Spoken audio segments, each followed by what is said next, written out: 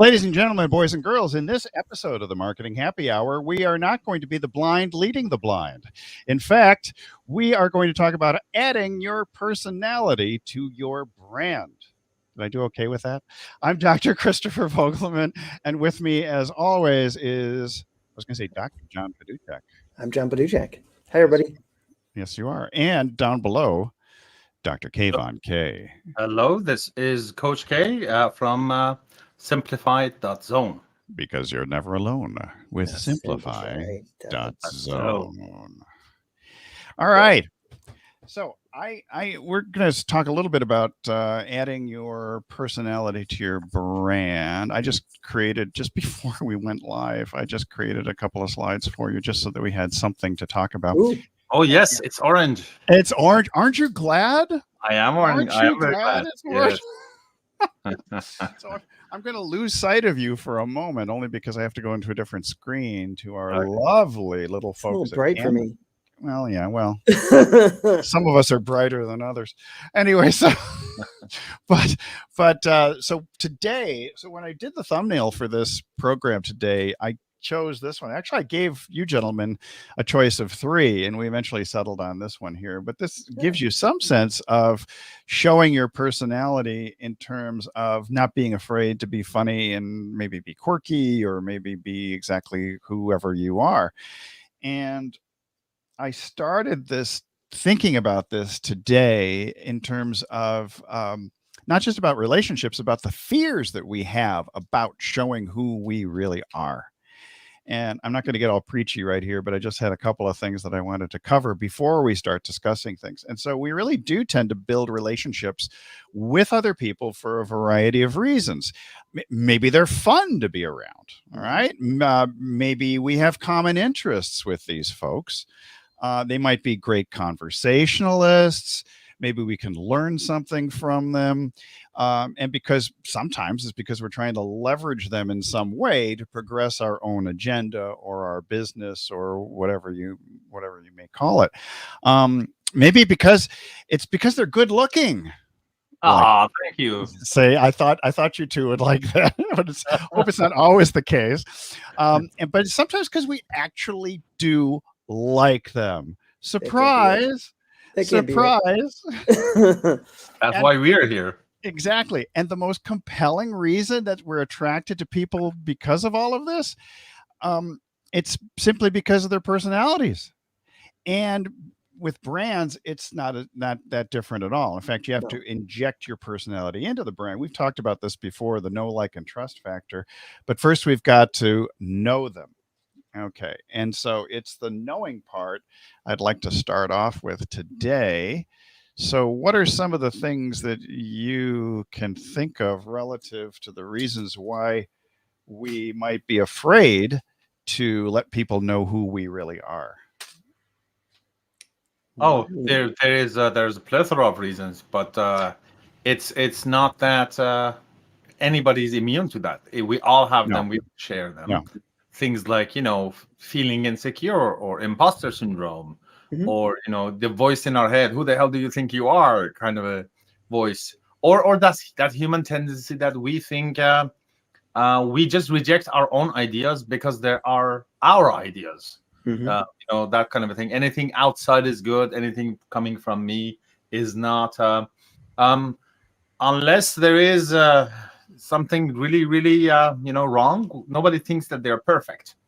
We all have our insecurities and imperfections, but acting despite of them, it becomes the part that some of us are better than that. Well, if you're a malignant narcissist, you do think you're perfect. Yeah, that's what I meant. I just didn't want to say the word, but yes, that's what I meant. Well, just a little label. So, so each of us has our own particular characteristics. And one of the things, John, you were talking about just the other day, one of your good friends, Ryan, was talking about how you had this certain air about you of calmness. I thought that was interesting. I thought that was interesting too. Yeah. I mean, not surprising. I mean, I've had to practice incredible patience over the years because of the different positions that I worked in. Because what is it? Mainly because you were in financial services. Well, I was in financial services for a very long time, like 25 years. Yeah. But then before that, I used to work with an advanced technical support group. And, I was like one of those guys that people get after everybody, and every other thing goes wrong. So I was like Yeah. the last person on the totem pole. You weren't freaking out with people as they were freaking out. No, it's kind of hard because you actually, I think you actually do a little bit inside, but you have to kind of maintain that calmness and composure. And it's surprising how many people tell me that I relax them. You're just so calm. I'm falling asleep. I'm falling asleep right now. But so. I don't put them to sleep, but being in tech support and IT will do it. Yeah. I was watching a video earlier that there was, talk about different things on social media. So there was this tweet that somebody said, why are all of the IT guys are such, a-holes? no. They are anally aperturish. Yeah. And the one IT guy responded, because yesterday I had to drive 2 hours to press the power button on a server that 3 different people assured me it is on. Yeah. And Yeah, I have helped people with their technical stuff too. And I shook my head because I had many of those experiences myself. Of course. Yeah. I have too. That's the common one. Are you sure the power's on? Is it or the problem was the problem was the interface between the keyboard and the chair. Yeah. Once you get past that, it gets easier. Yeah, exactly. So what I do think that it's very interesting is when you're creating content, do you? I used to do this a lot. I pretended to be some ultimate professional, like I was a guru or a marketing genius or whatever you want to call it. And that air of professionalism, the sport coat or the suit and tie and collared shirt, I think got in the way of being really me. And the older that I've gotten, the less I care about pretending to be somebody I'm not. Yeah. What do you think about that? Yeah, I agree. I that has been my experience as well. I've broken my filter. You broke your filter. My mom never had a filter. I mean, The filter is broken. She looked at a friend of mine one time, a long time ago. She was a 4'10", very petite girl, and my mother turns to her and says, "You're not a real dwarf, are you?" And so I learned unfiltered. I had to become more filtered, so I was less like my mom. But I think that if you want to use humor or you want to display some of your particular quirks, are you more cautious about that, or do you kind of let people know how human you are? Because I mean, we had talked about how Rich Sheffrin, one of our friends, and I'd heard this mentioned before, Rich, which was that which is most personal is most universal. Yes. I say let your freak flag fly. Let your what? Freak flag fly. Your fruit flag? Freak flag fly. Yes. I second that, and it's a thing like I can't remember where they come you from. want to be you want to know yourself and what's going on with you. Like we were just before the call, we were talking about Sally Hawkshead and her work. Like great example. Yeah. Right. Yes. Her second book is called How the World Sees You. So knowing the answer, all of the answers to that, I'm going to use myself as an example here. So I am 6'4" and a big dude, and my hair is white, and it started to turn white. Started at age 14. Wow. So and also other things. I have a terrible case of resting bitch face, and all of those things. I suffer. The wrong gender. Yeah. Hold on a second. Okay. But in being interested in that question, how the world sees me or how the world sees you, I remember many years ago, about 15 years ago, I started to ask the same question from people around me, people who knew me for many years, people who just met me recently, people who were family, friends, or coworkers, different slices, different group of people. And my simple one question was, when we first met, what was your first impression of me? And I don't know what you guys think, but the overwhelming answer was, oh, we found intimidating. That was the feeling that we had, that we didn't want to deal with you at all. We didn't want to be around you at all. But I don't and find they it all followed with intimidating at all. but they all followed with a but after 15 minutes or so we thought, no, he's actually a very nice, funny, kind guy, but my user interface it wasn't helping me. So at the same time, but here's the thing, everything has two sides to it, Right. because there was something else going on, and I thought these two are independent of each other, not knowing they're two sides of the same coin. And here's the thing, when I used to work in as an intern, medical school, in the hospitals, or I don't know, things like Toastmasters, getting on stage and talking, people associated authority and reliability and looking up to and that sort of thing to me, again, for the same features: big, tall, that kind of a thing. So it helped in that situation increase the level of trust with the patients right away. When I started to practice Toastmasters, people said, when you speak, people want to listen. So it's the same sort of how the world sees me, but it's how we can use it, or how do I engineer it in a conversation so it's actually helpful not only to me, but also to the other person ahead in front of me. Excellent. Hey, John, how do people see you? I've got to grab my phone. I'll be right back. Yes. How do people see me? I don't know. I think I miss my calling as a therapist. Never too late. I don't know. That's an interesting question. So well, we talk about the calming. I know calming was one of them. I think there's a level of reliability. There is one. Yeah, all of that stuff. Patience. I think patience for sure. People notice that right away. They're like, you're actually super. Yeah, you're super smart and super funny. I don't think people see the funny side of you that much, but you'll send me these GIFs and things that are just. I send you some crazy stuff. I know. It was pretty funny. I definitely have my grandfather's sense of humor. What was he like?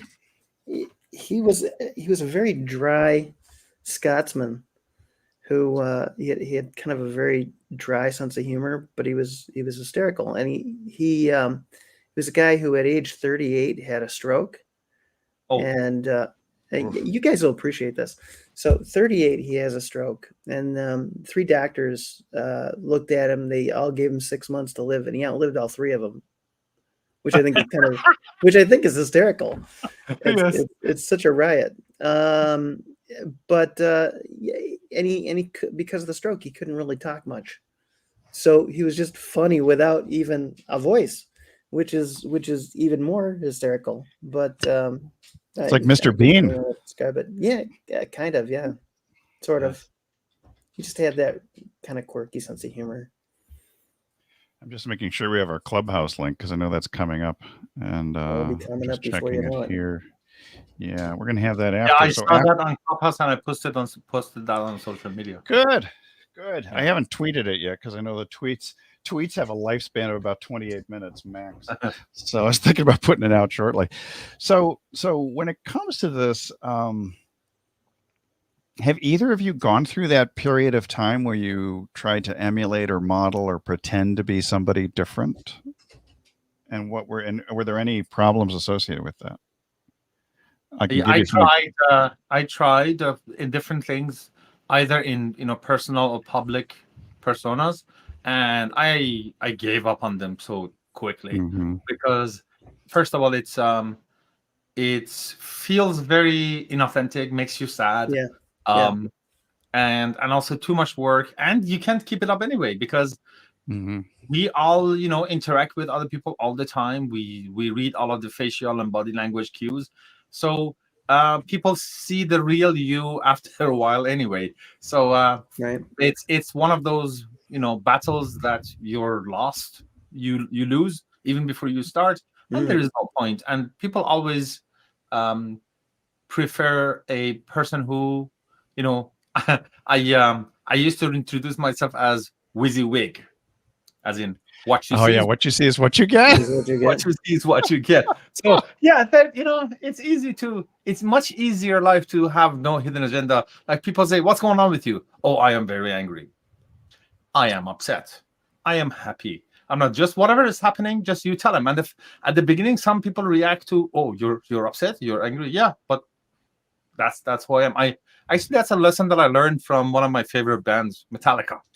because Boy. they had this song, and one of the lines that they repeated was, "I am madly in anger with you." Oh, that's And great. I thought that's perfect, because we are programmed that it's fine to say I am madly in love with you, but at the same time we piss each other off. So just say that I am madly in anger with you. You And could say I'm madly mad at you, yeah, but well, that's I guess not that's as clear. I think madly in anger is actually clearer. yeah, Yeah, I love like that. yeah. So people tell me, you know what, Kayvon, there are situations that you may like us or not like us, you be angry or happy, but whatever is happening, at least we know what's happening. There is no trying to decipher the situation. Yeah, Kayvon is pissed. Yes, he is. Kayvon is happy. Yes, he is. It's living a WYSIWYG life is much easier. Oh, WYSIWYG. We Yeah, should much hashtag. We easier. should. Yeah, we got to hashtag the WYSIWYG life. I Mhm. think that's that would be amazing. Yeah. So, John, when I remember that some of the things that you've been revealing over time, because you've done a lot of video marketing and Yeah. doing events and things like that. But now you've started sharing more about your RV with the I have. what is it? The RV lifestyle and the holiday ramblers. Yeah, I remembered something for a change. Look at you. Look at you. Yeah. Yeah.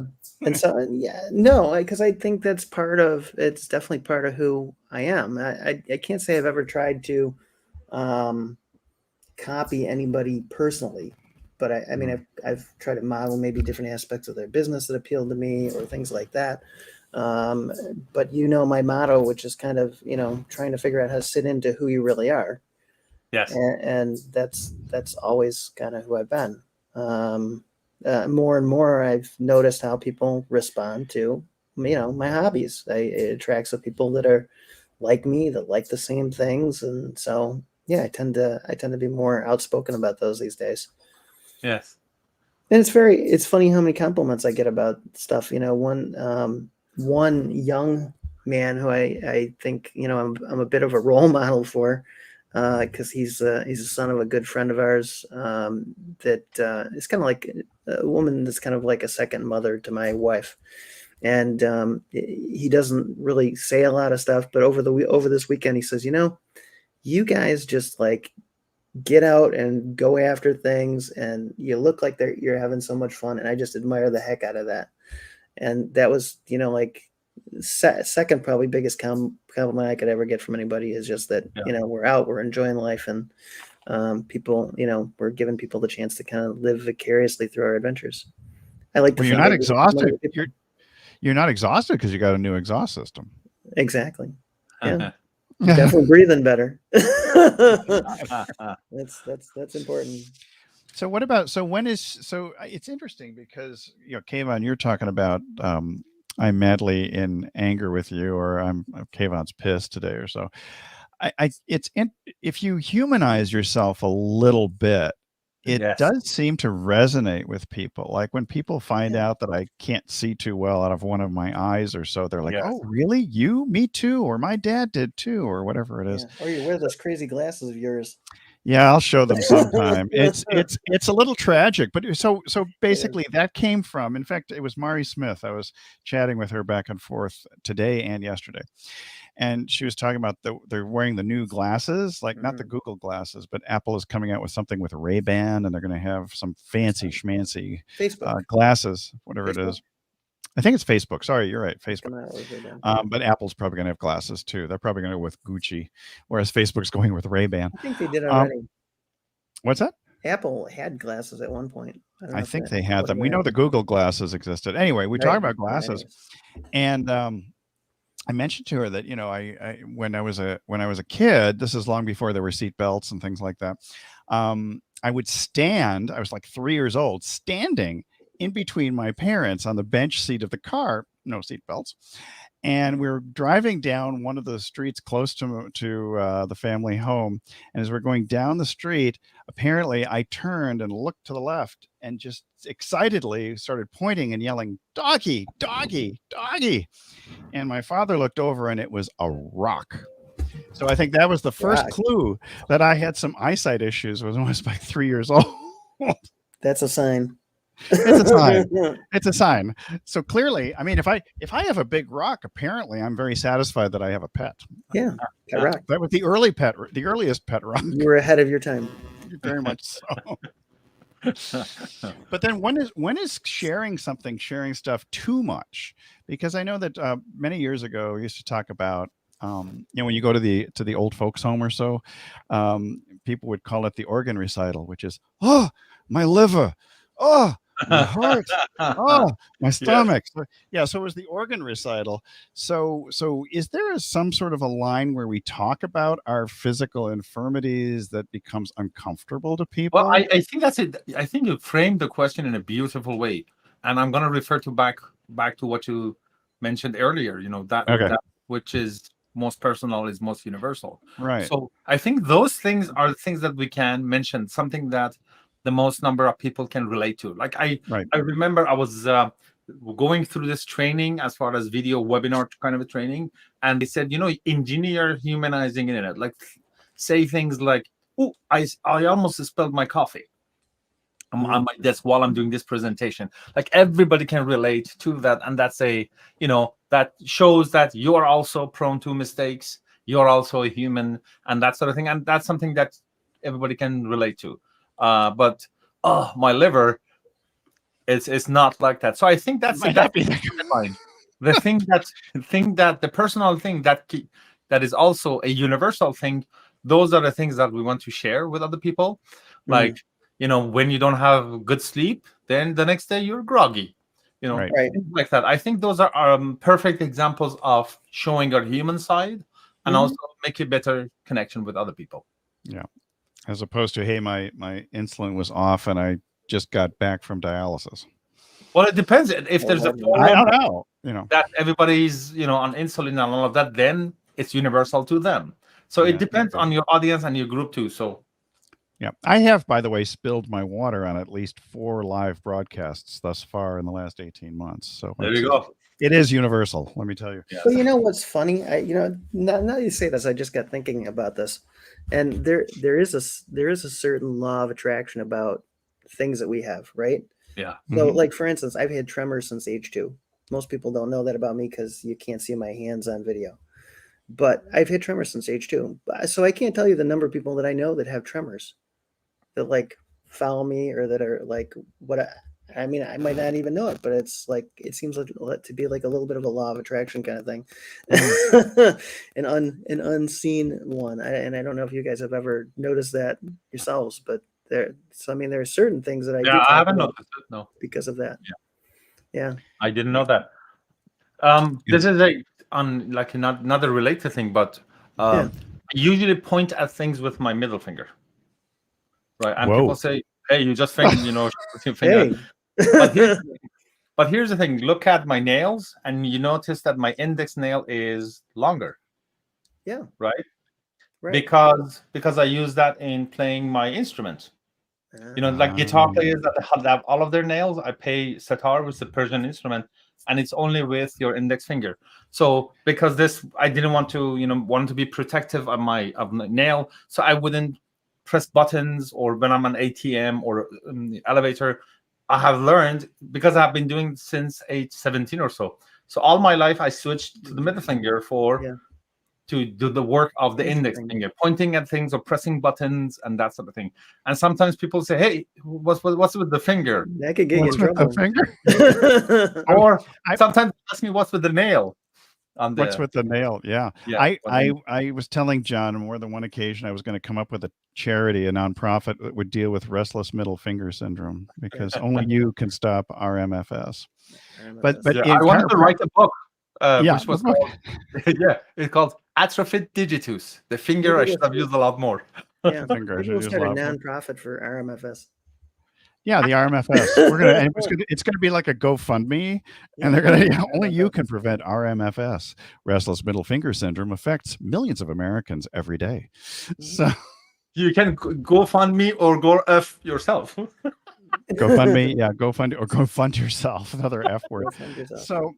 Also, but in chiropractic, they used to refer to the middle finger as the chiropractic index finger because it had the most number of neurons per cubic centimeter when you're doing palpation of the neck and there you go. So they called it the chiropractic index finger. Interesting. Yeah. Hey, I wanted to go back to what we talked about, Sally Hoghead's work. So because we got 5 minutes left, so I think it's yeah, good to because start you talking. mentioned like how do we humanize ourselves or make a better connection, and doing the test on her website, How to Fascinate, I highly recommend it to everyone. But the idea is that there are 7 advantages. I like to think of them as superpowers that she has identified, that these are the ways that we communicate with the rest of the world. They say us. So knowing that about ourselves. So I just wanted to list the 7 so people can relate to that. So number 1, innovation, which is the language of creativity. Are you the kind of a person that always comes up with alternative way of seeing things or doing things? So innovation, the language of creativity. Passion, the language of relationship.